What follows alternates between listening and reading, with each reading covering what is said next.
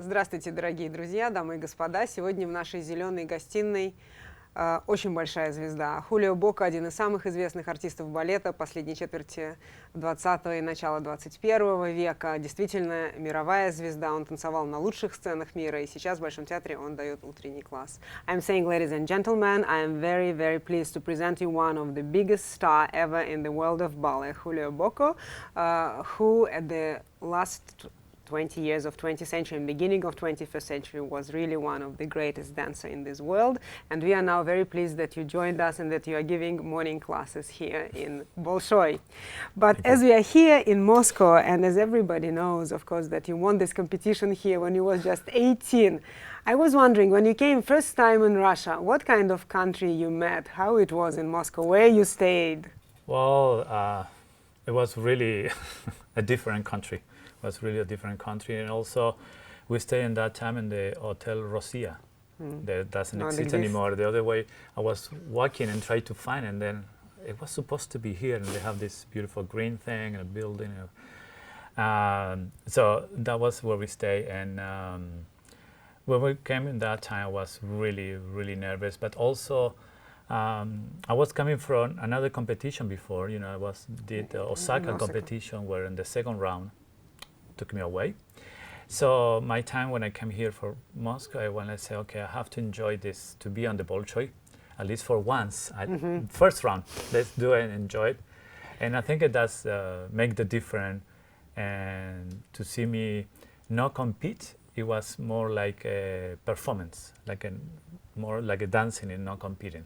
I know that in your childhood you didn't have television, as far as I understood. But where did you find out about Bolshoi? Well, I learned in the Teatro Colón and the National Ballet School also.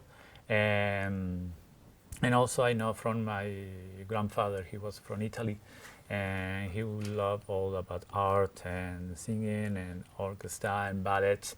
And he took my mother to the Teatro Colón, and my mother took me and also with him to see the ballet. And from there, a lot of Russians stay in the Teatro Colón, are also in the school, and even the company came and guest many times. So that's what I learned about. So you saw them in Argentina?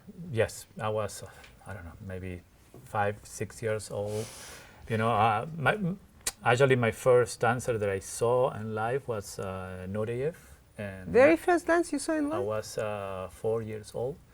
And it was a Nutcracker, his Nutcracker. I was not remember him after the performance. I remember the rat. There was a huge rat in the Nutcracker, of course.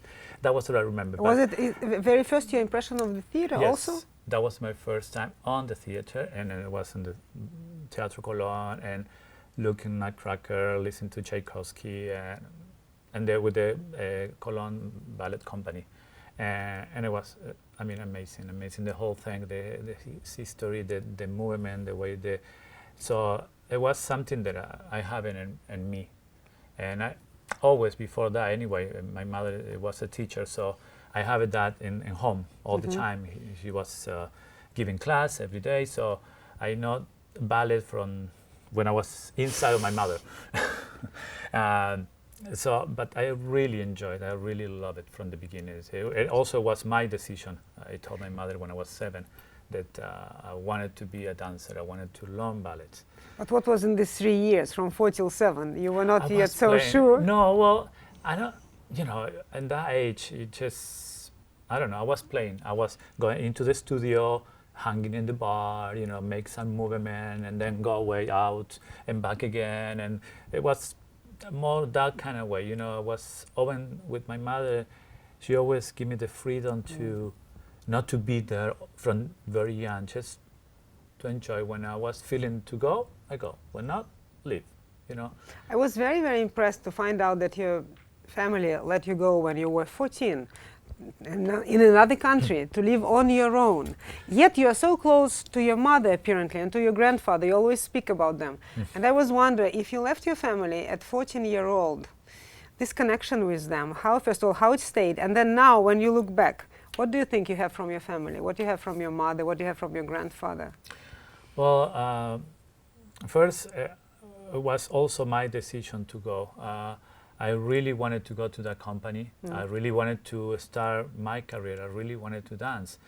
And I know in that decision I have to leave my family behind. I have to also leave the school.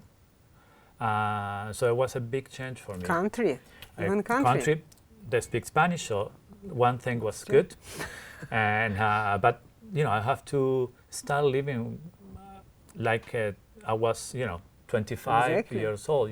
Pay bills, clean the room, the apartment, go shopping, cook, do the whole thing like every normal person do. But you were only 14. I know, no, when I'm 14. But I know that I was feeling my family was there. And I know they're not there, but I know there was something with me, and I know that I can, call on the telephone, and she said, "Don't worry, we are here. Anything happen, we are here. Continue. Like support me."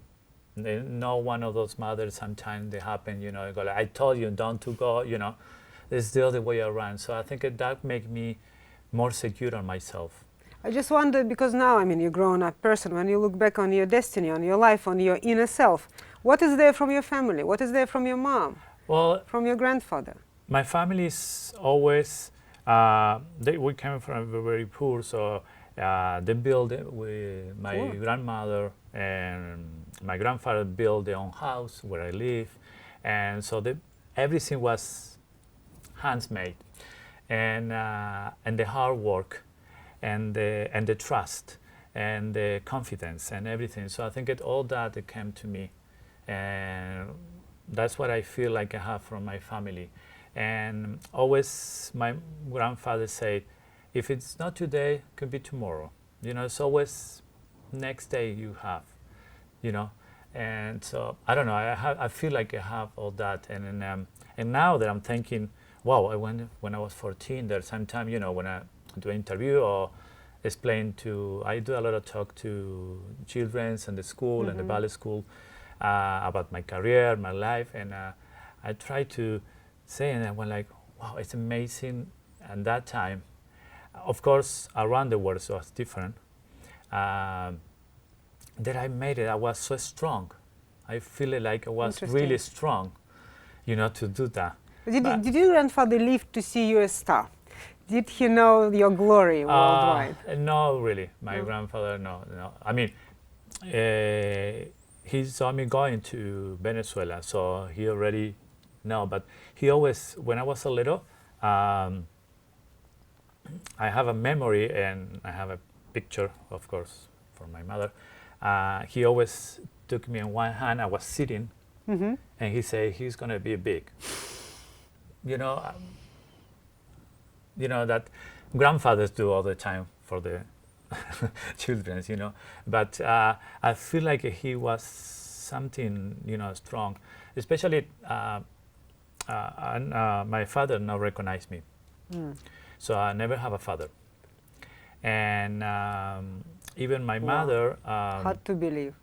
Is my mother, before me, she had 2 abortions.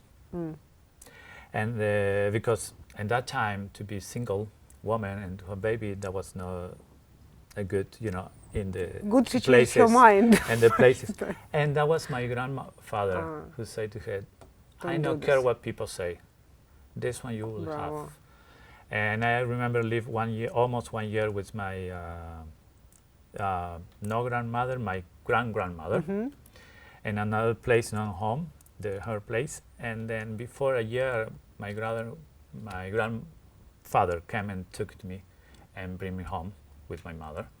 And they say, no matter what, you're gonna live here. So I have all that, what my grandfather have, like, okay, I'm gonna do this, I wanna try, do my best, and if okay, another time could be, if okay, another thing will come. And that was my career. My career became like everything, one thing plus another thing, plus another thing. It's like a wheel, how you call it? Moving wheel. And then everything start getting in the place, because 14 in Venezuela, and then from that moment in Venezuela, the director saw me and took me to Municipal de Rio de Janeiro as a principal dancer. I did my first La Filma Gardel for National when I was 15 going to 16. Wow. And then I was doing roles of solist and principals in El Teatro Colón, conservator from Bournonville, La Liaison from Fleming Flynn. I mean, start doing all these things. And 18, I came here as a dancer to enjoy this beautiful theater and, by the to way, meet with these people that I've been see so many times, like Vasiliev, Maximov. I mean, Grigorovich. so. But do you remember coming inside Bolshoi very first time?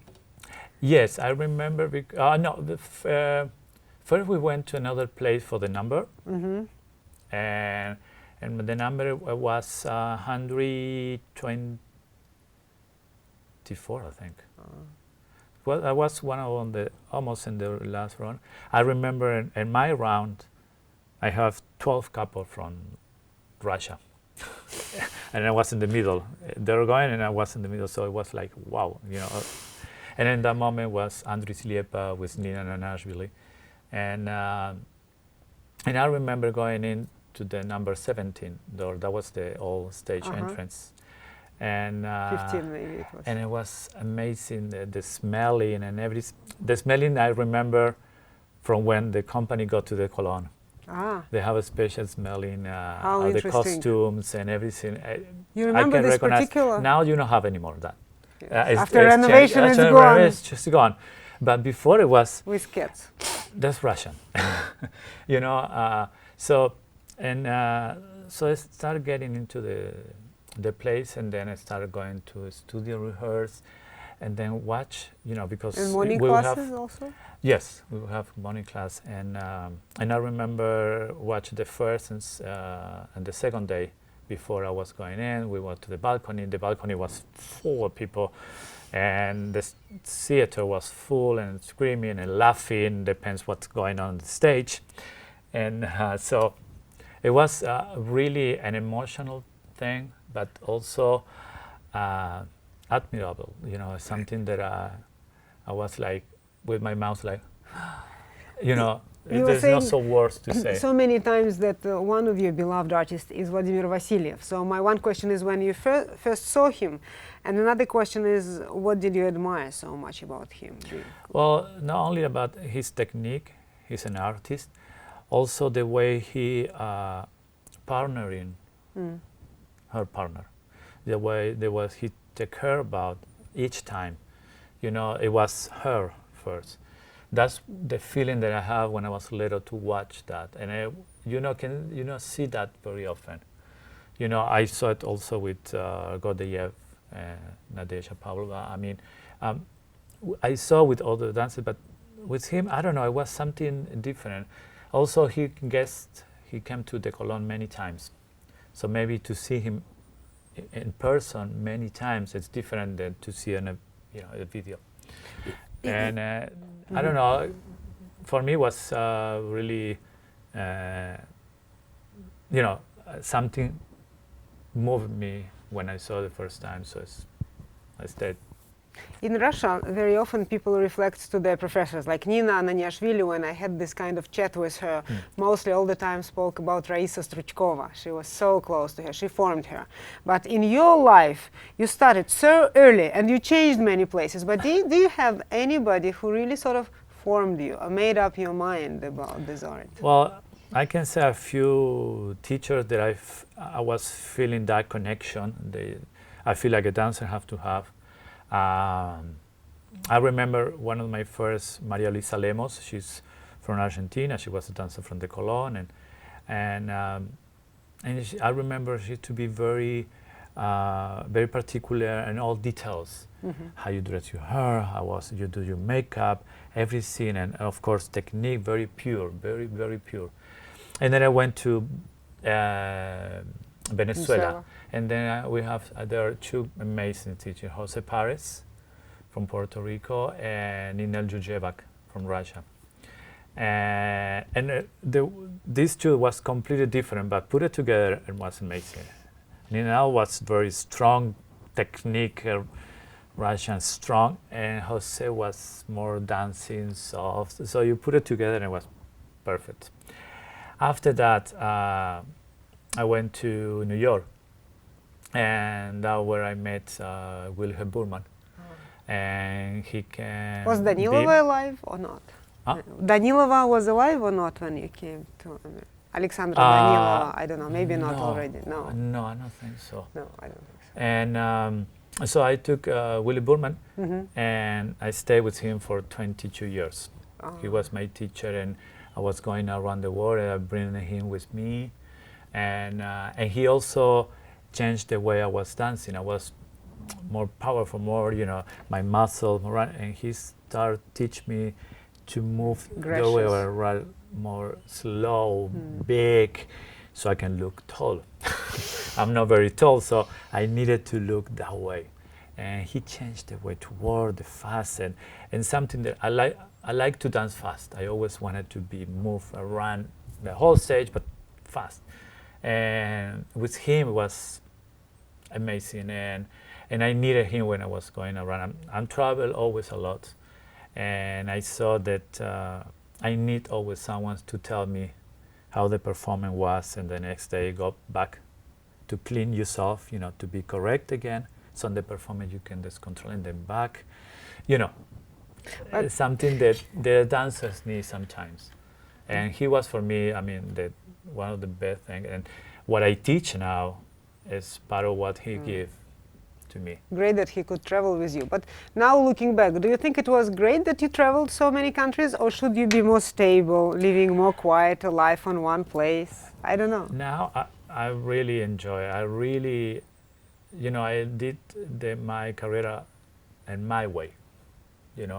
Of course, a lot of people say to me, you have to stay in one company and work more with the different choreographers. But I also stay in one company that was ABT. Right. I went around, and also you did your own company. I made our own company and give the chance to young dancers that never have the chance, because you go inside the Cologne and they stay forever. So they never have a company to work. So I built a company, and then with that company, I tour. Also because I said, sometimes I go so many places as a gala, so do the pattern, do this, do that. And I say, why I cannot do this with another Argentinian dancers, another young. So I built this company. Because you were very young when you built this company. I read, of course, in an old text about you that you did this company. But it's one thing to read, but another thing to build. I think when you're young, it's difficult to organize your own company. It's difficult, and at any age, it's but difficult. in that moment also, I was having Lydia Segni as a director.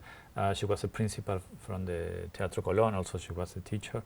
And so she helped me to put all together. And I was, of course, dancing with the company, and also I have the connections to bring ballet. It was only 18 dancers, but we did like Suite on Q, Valpurgis Night, the version of Angels and Actor Life of Margaret Graham, with the Balanchine, Jose Limon, and a lot of creation from Argentinian choreographers. I give the chance to young choreographers to work, and so. We did Carmen from Alonso. You were invited to work in this company, or it was you made up your mind that it would be nice to form a separate ballet company? No, I wanted to have a separate company. I really wanted to build a company and to move around with it. And how I said before, give the chance. From that company, like Herman Cornejo, now is principal dancer in ABT, I took him when he was 14 years old. I took a lot of these dancers. They are in Royal and Neumayer, on Finland, and different part of the world. They begin their career in my company. They start to know how to perform, how to be prepared, how to learn a ballet. Sometimes we did a tour 3 months and performance almost every day. Sometimes I was doing afternoon performance in London with the American Ballet of Bayader, and travel to Italy to perform in the evening in Spoleto with my company. I want to ask you, in your prime time, how many performances per year you were doing, more or less, if you ever counted, 200, average? 220. Wow. Plus the traveling. Hard to believe. Well, It happened, you know, I did a performance in Paris Opera, and the next day I took the Concorde to New York, arrived and do performance. So your body permitted you all this. And I use my body. I have 9 operations, so, you know, but my body give me everything. And so you never was cautious that I shouldn't be doing this or that? You You always can- like full way out. If you do something that you love, like I love ballet, well, you have to be careful. You have to go. And especially, it's a very short career. You know, I stopped when I was 40. Which is incredible. So, and I took class every day, an hour Always. and a half, every day in the morning, and I warm up before the class, always. I also learned that you, find out that you were learning material, physical material, very fast. 4 days, 3 days, big ballets, it was easy for you, like this. But ballet is not only movements, right? No. I don't know how your Albert, let's say, or how your Don Quixote, or how your Romeo was changing through the years. Well, it changed a lot because what I feel, I started so young, so all the things that I learned in ballet, I put it into my life. I began to understand things when I was in the ballet, on the stage, and put it into my life. And to one point, I started to know better my life. So I started putting the other way around, put my life into ballet.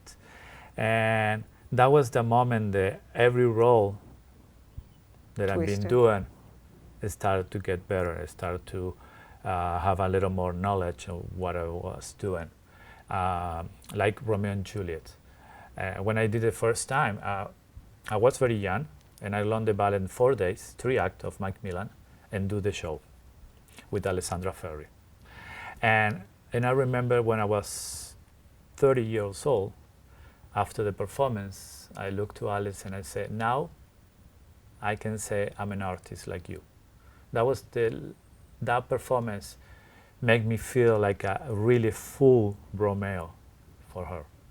Really? Before, she was a strong actress, and she took a lot from me and gave me a lot. But I was not ready in that position that she had, the experience that she had. So it's always took me, you know, behind her. And to that moment, I feel like a completely Romeo for her. We did it so many times. We performed together almost 20 years. So we know each other. But I always have something to hide. I was not ready to fully give. Yourself. And I remember from that on and continue, my last 10 years it was amazing. I mean, the way I interpreted, the way I understand, and each time how I put feeling or understanding into the ballet, into each role. You know, dance with Nina and Natalie, we danced for almost more than 10 years together. All the big roles, Swan Lake, Don Q, Corsairs, and we have that connection in a different way, that energy, that commitment. With Nina, always secret sort of also joy somehow comes on stage very often. With Nina plus me, I like to improvise, and she loved to improvise. So it was the perfect match. So she never know what I was going to do. I never know what she's going to do. And for the rest of the member of the company, it was so fun because they never know what we're going to do. So from when the entrance come in or what we're supposed to do as a choreography, of course we have the details that we do. It's not like right but in frame. Just between us, there's always something always fresh. And that was also what audience love. You know, audience love to see personality on the stage. Audience love to see dancer get emotion, get risk. You know, not always the same thing. We can do Don Q. I did more than 1,500 performances of Don Q. Okay, so I can be tired of Don Q. But each time was totally different. I know each time was different. I give it something different. I perform different. Sometimes was great. Sometimes was like, ooh, pirouettes, you know. So, but that's also natural. That's something that we are human. They can see that we are human. And I think people like to see that. And how do you think, because as I said before, I know that you danced in front of the huge audience and you always wanted to popularize ballet, but how much one should popularize ballet, or how much should it stay as a bit, should not, but maybe, is an elitist form of art, because you still have to have some knowledge, or you don't have to have some, it's up, I don't know. For me, you don't have to have some knowledge. You have to have feeling. And the knowledge will come watching ballet. And if you really enjoy, you will come back. And if you really enjoy, you will come back and you will start seeing the difference. If your pirouette is like this, or it's like this, you will see, this Something looks strange. This looks much beautiful. And then you start learning. And that's why I wanted always to give and to make very popular. And that's something also my grandfather always helped the people around in the town where we live. And he wanted to everybody know about ballet and about opera. And he was, you know, my grandmother from Italy. My grandmother, she was from Milano, and she worked in La Scala, like a, how you call it, with, not like a translator, but someone who helped assistant of the one singer opera. So when I was doing a ballet like a Spartacus in Teatro Colón, when I was little, I was not doing Spartacus, but inside that I was the little boy who crossed the stage. She was explaining to me the story of the ballet. When was great, who did it first, and all. I also enjoyed that, and I learned that. So why I cannot do that to the rest of the people? If I really love this, why ballet cannot go to a football, you know, team, soccer? Because place? Isn't it when it's so huge, you lose some energy? You have like this sudden. I don't know. You've been on stage, no? I tell you, I danced in Boca Junior Stadium. You know, it was 40,000 people watching ballet. Oh, and then I went to River Plate Stadium to dance. It was in the middle of a rock festival. It was you singer, rock and roll, and all that. And one night, classical ballet. You know, and it was full. You know, it was 80,000 people buy a ticket to watch ballet, and people to start now ballet. And a lot of people maybe they don't have the chance to buy a ticket for the theater, but that's not mean they don't want it to enjoy.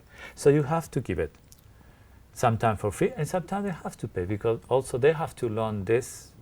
You have to pay for it. Because you said in one of your interviews that you think today ballet, classical ballet should be shorter because you don't need so much time to express this and that. So my question is, world is changing. Why do you think this art form still has this chance to talk to today people? Also, we are changed the way we prepare. You know, I remember the Bolshoi, one of the principal dancers have a performance and then have a performance in the next 15 days or 20 days. Right. Now it's almost like a week. So they start changing already. And I think a ballet, you can maintain the spirit, the style, the story. And sometimes you can make it short. Sometimes you don't need 32 counts to say you and me. With 8 counts, you say you and me. Without destroying the music. You know, I not say you have just got with the style, with the director of the music, you can connect and talk. We'll see we can, you know, but also to bring no more people to the audience, also to bring young people to the audience, and also I feel like we competed with internet, with all this technology. That is good, it helps us, but we need to be on the same time. You know, I was watching the other day Giselle, no? A beautiful performance, and then you can hear the phone ring, or someone going like looking on the phone. So why is that happen? It's because that connection, or the stage doesn't get, or everything is so slow, so it's like, okay, because we live like different that. Speed. So it's different here. Before, to come to the theater, it was one of the only things to do. In the evening. You know, you come to theater, have a drink, if something, talk to people. Now it's just part of something that you want to do, but I need to go to check my things. And so I think if we can have that little change without destroy, what is the quality of the ballet that we do. I think it will be. That's why in Uruguay I have to do that. I have to make ballet a little, take like 2 hours maximum. I want to ask you, what was the role of the theater in Uruguay, of the company, and how it's changed through your time, and how city looked on the company? Well, I mean, it changed a lot because it was an old company with few dancers. The few dancers no dance. It was not a real theater finished yet. So now the theater finished. They took from 1971 until 2009 to build.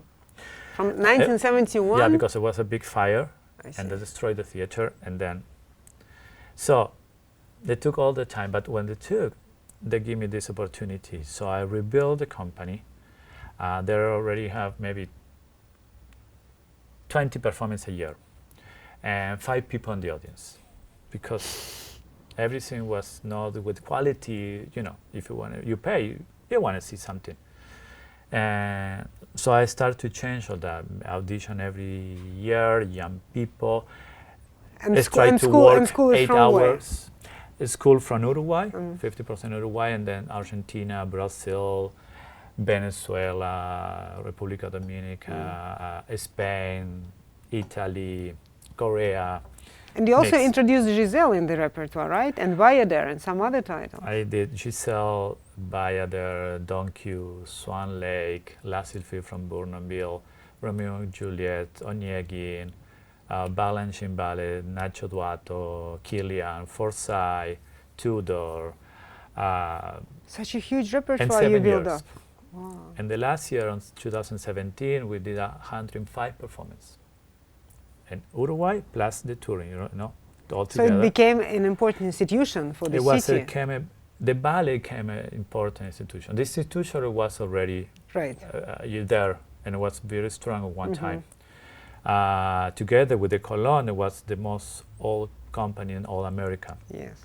So it's not something that I did. I just tried to rebuild what they already have, but in this area, in this time, in 2000, the 2000. So we did that, and we already started touring national, international. Before, the company was not touring national, so we went to places where the theater is only 300 seats. Okay, so imagine the stage. But we managed to build that for the people. Important. First time to Great see discovery. That. A great discovery. And every year I build and we do performance for students. We bring the student from in the middle of nowhere in a bus to the theater, and for the first time see ballet. So before that they have to talk about ballet, what is the story of the ballet, Introduce a bit. We build such a relationship with the audience. Then now for each program is 20,000 seats we sell. Wonderful. And it's Uruguay. Uruguay is only 3 million people. Montevideo is only 1 million people in it. And it's not like here, first you have a lot of people who love ballet. And second, you have a lot of tourists to come in to see the theater. We know how that. So we have to contain the audience and try to keep the audience interested to come back. So that's why I try to make ballets a little more, not so long. You tell the story, the style, the quality of the dancers, everything is supposed to be. But instead to be like 3 hours, you got 2 hours. So audience finish and say, oh, I'm finished, I want to go back. And no, oh, I already saw it, I don't want it. And a lot of young people came. From my time to the end, 15% of the audience, it came from 50 years old under. Before, everything was from 60 higher. This so is important. It was a big thing, but I think it has to do with that, things that everything more fast in a way, because they used to do that. I ask you one thing, because you were so talented from the beginning, had such a great opportunity, your body was giving you a wonderful chance. How it came to your mind, this understanding that maybe it's time to stop? Because I think it's very difficult to understand this. Well, the only thing my body not give me was to be skinny. I always eat, and it was Really? like, oh yeah. I still, You're skinny. but I have to be. You know, I can go 1 week, I can be 10 kilos. All your life like this? I can, yes. I Really? just You always like had that. to look up. So I have to look all my career, and I still look because I want to be in front of these dancers. But I feel in a moment that I was very lucky in my career to be part of that ending area where it was Varishnikov, Nureyev, Alicia, Maya, Vasiliev, Maxima, Nola Pontois, Michael Denar, Anthony Dowell. I mean, to be part of that ending, so to share the stage with them. You know, I was touring with Maya from Spain, performed chair in galas. I danced, Giselle, with Carla Fracci. I danced with Makarova. You know, share the stage with Bisha, or to know Nureyev, come to see my shows, and you know, a whole thing that with the amazing dancers. So, but also I have the chance to see these major dancers get into one point that you don't want to see it that way. So in my mind, I say, I don't want that. I don't want that for me. I want to finish on the top. I want to finish with, I still do double tours, 8 double tours in a row, 20 pirouettes. I want to, you know. So I say, okay, let's make it to 40. And at 40, I think it's a good age to move out. 40, that was just the deadline for you. You made it in your mind. When I was 30, I said, I need to have in mind, so I can start, say goodbye to all my roles. So when you were 30, you decided at 40 you will stop. Yeah. Because you just said to me that that was the best 10 years. I know, but maybe because that also was my best 10 years, because I know that I wanted to finish on my top. And how I say, I was doing 200, 220 performances. So I used my body, plus the fly, plus I started when I was 14. So it was 27 career of dancing, and dancing everything. So also was feeling really full of everything.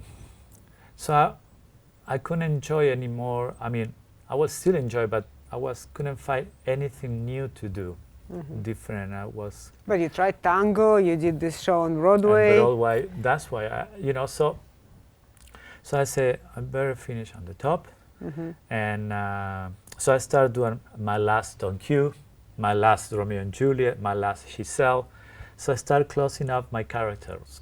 And every time you did, you knew it's last time you do Roma, it's last time you do Don Quixote. For yourself, you knew this last time. Yes, I know. And I did it, and I said goodbye to that role, to that finish. I did my last Romeo and Juliet, my last Giselle. You know, And why very last was Manon? Because that's one of the ballets I did less. And it's one of the most ballet that I love, because it's all acting and partnering and connection with your partner. And it was with Alessandra Ferri that we danced together so much. So it was the last performance for me, but I wanted to finish with her at the same level, not just for me show myself. Just like a ballet have to be together, and you know. You were like a representative of Argentina. People loved, adored you, worshipped. You couldn't go on the street. People would ask for your autographs, etc. You were so famous. First of all, was it difficult to be so famous? And secondly, is it difficult not to be so famous? Because I think you stroll now in Moscow, people don't run like this any longer. It was difficult because to live like a regular kind of person, you know, to walk on the street, go to supermarket, eat something, I couldn't do in Argentina. Okay, walking to the bar to drink something, everybody was photo or more. In that time was you more couldn't put some autographic. hat like this or something. Phone in that time. No, the taxi driver recognized me because of my voice for the interview on the radios. You know, things like that. So it was really hard for that. But I have to say, and I have to say always thank you, because I have the chance, and I make to people respect what I was doing, and to people respect me. And it's still that. I still go there and someone recognize me and say thank you for what you did to Argentina, thank you for what you did to ballet, you know. So that is amazing. That's a few places you can have that. And that's why my last performance was 300,000 people to say goodbye. And so now, not to be that famous, but still I go to Argentina or Uruguay, you know, people know.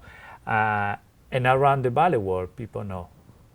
Some of them, the young ones know. But is it important for you, No, this kind of recognition? No, I'm not. I mean, because for Misha Baryshnikov, I know he's humble. For him, it's difficult. Every time people recognize him, he's like, "Oh, please." You know, I'm very go away. I'm all that like that. I don't like all these big parties or to be ever. I just always be like discreet.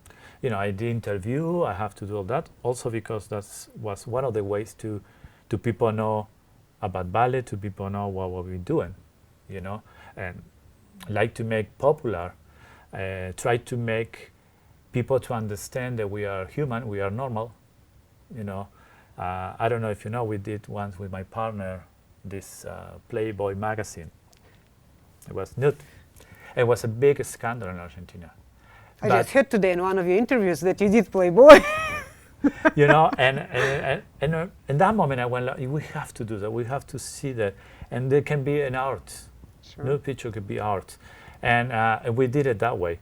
But now I'm thinking, wow, I was really crazy. Daring, you know, daring man. But it helped to people that never even watch ballet to watch what is that. So I think that connection that I have with people is amazing, and that I will always remember, and I will always be very grateful. But after that, just leave me alone. I'm fine. I come to give class. I love to teach. I love to give and to try to explain. But after that, that's fine. In one of the interviews, I read that among the writers you like is Kafka, Kawabata, is Borges. First of all, who introduced you to the literature, or how you start to read, why you came to all this literature? And secondly, does it bother you that now you teach in the class, especially young people, and maybe 90% of them don't know who is Kawabata, who is Borges, who is Kafka? Well, a lot of the young dancers don't know who is Baryshnikov. Really? Or who is Nureyev. You know, I'm sure here they know who's Vasiliev, or Yes. Ulanova. I don't know. I'm sure they know. Yes. In other countries, they don't know. You know, so we're not talking about literary, you know, we're talking about our own career. So it's very hard. That's why when I do a little speech to the students, I try to explain and tell them to really read, even if it's digital now. Really read everything you want to do, a role, a character. You have so many books to read for that. You have many films in this moment to look. So you really have to go deeper, be curious for each part. That was in my time, you know, the only time I can read was, first, it was very hard for me to read. I was not like it that much in the beginning. So I make my effort to really to do that. And so each time I was doing a role, I tried to read something, you know, about that character, and about something about that character, and watch a movie and something, and talk to an actor, talk to someone to explain me how I can feel, how I can imagine things, you know, because sometimes I was not having the experience, you know, like I did Romeo and Juliet, and to have a dead love on your arms. I never had that. So I don't know the feeling. I can imagine, but still not. And I remember talk to one of the great actors in Argentina, Norma Leandro, and she said, well, try to memorize something happened in your life really strong, really took you there. And one like that, when I found my grandfather dead. You found? Yeah, and bed. And you found yourself? Yes, I was going to bring some tea to him, and he was dead. And so I remember that moment, and of course, the first performance I was having in my mind him, Yes. but going into that, I move it, took it off, and had that feeling, but with Juliet in my arms. So this little thing, I don't think the young people do that, to be curious, to go further on the character, on the role. Also maybe because before we have a little more time to work on that, and we have teachers who tell us to do. Now I feel maybe they do so much, they don't have that timing in the studio to, work like how you taught, how you, But that's part of our job now as a teacher, try to translate, try to give it that experience, and try to then to understand what the chance they have to do what they want, and all the information they have like this, and use that way, but for the art. Do you now enjoy doing this morning class, which you are giving in Bolshoi? I enjoy it. I really, and today because they give me the big studio, and it's so big. And how I say, I prefer to be. You prefer. I prefer I wonder to be, why you're in this number 7. No, I prefer to be. I mean, last week was all. This week, I think I don't know if it's going to be more in that studio or no, but I prefer to be more in contact, so I can go and correct them and try to explain. In a big studio, you walk into that corner to say, and already you have to do the next step. So it's like, it's beautiful. I mean, it's beautiful, and I know they give the big studio as a respect. And you have many dancers who are coming, first of all. And so it was nice. It was different, but it's nice. I feel more that feeling, together. And it's only one door that can go away. So right. So they have to stay. No, but I saw in the middle of the class, before moving to the central part, all of a sudden you were drinking water and you were thinking about something. It's combination, or in which order you should do this combination? No, sometimes try to remember the combination that I've been kind of prepared. So I've been thinking in that. I always do the same order as tendu, adagio, and some pirouette, a little big pirouettes, and then a little jump, and then the last is a big jump. But in an hour, sometimes always my bar is like 40 minutes. Here I have to reduce into half an hour. And also now people, dancer, they do a class like a warm-up. In your time was different? And our time was, my feeling and what I did all the time and where I work, it was to work, to clean up, like you have performance the next day, you have to clean your clothes, everything to be, so it's that. You put your shoulders in the right position again, your hips on the right position. Because the performance, you go for it. So sometimes you're like this, sometimes, but so class for me is always was to clean up, just go back, so the body remember where to have to be, and practice all the things, double tour periods. So you go to rehearse, and you have the time to work and the role and the characters and to learn, and not to lose time to do a double tour. That's what is class. I see. That's I always have in my mind. That's why I always have a teacher. And now there's completely different, like the way the C class. There's more like a warm-up to go. And it's a warm-up. I understand that. But also it's good for... But you also made them think today. I saw it. Well, some of the little things that completely different. Even for me, when I started with Willy Burman, it was completely different. It took me sometimes 2 years to understand what he wants. But when you understand, it's so much better. Revelation. It's so much easier to dance. Tell me, is it even today dance is the main thing in your life? Is dance all your life? Is all life changed and your attitude to dance changed? No, and what you still enjoy as a spectator also? I mean, The problem with this expectation is very difficult, because when you go to see a performance or a dancer, I used to see that that kind of dancer, that kind of. So my expectation is that I want that or better, not the same or less. So sometimes for me, I have to, make myself a little down. Even when I work with a company in Uruguay, I want for them to be the top. And we work for that, because there's no South American company really on the 10 top. Why? With all the beautiful dancers. Because it's a different way to work.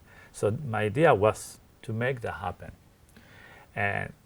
But my bar was like, here, Bolshoi, Paris Opera, ABT, all these big names, big company, beautiful dancers.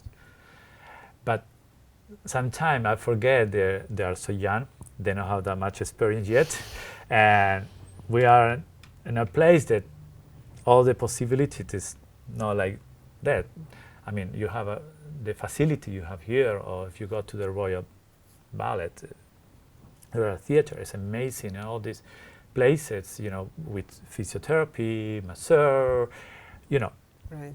down there is just a little bit of that, just a little bit. So, but my expectation is always that, but I try to control, to be a little more in this time. And sometimes, like the other day on the performance on Giselle, I really, With Smirnova and Chudin.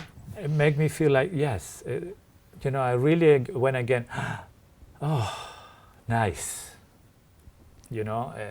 I feel something. I was in that, even that I have a little kid beside me going like with the church. It was fine, but I was there in that. It was really moving. And I don't know if they always dance together, but they have a nice chemistry, a really very beautiful chemistry. I truly. And I hope they can still working together, because what they give to the audience is beautiful. I truly think that one of the best blessings is this kind of moments which you can live in the theater, when you really can be inside who is there. It's, for me, 34 years ago, I was here in a competition. And then I came as a guest, dancing in different places in Russia. And then I came as a jury member of the competition. I came as a jury member twice of the Benoit. I win the first time the Benoit. And now I'm coming here as a teacher for class for the company. So, I don't know how to explain what's inside of me, what happened, I still nervous. I still nervous when I go to class and give a class for them. I still nervous, because I wanted for them to be good, and they can, can warm up and can work and be ready for the rehearse. I still nervous, because, it's a big house. I have a huge history. 300? There's an old one is Paris Opera, 350. Yeah, we are 243. So, it's a lot of stuff happening here. And now to be as a teacher, change on the dress, with a sari, please ask. I mean, just thank you for being with us. Thank you for this conversation, and thank you for being with Bolshoi, and thank you for moving up the art of dance on such a high level. Thank you. Thanks.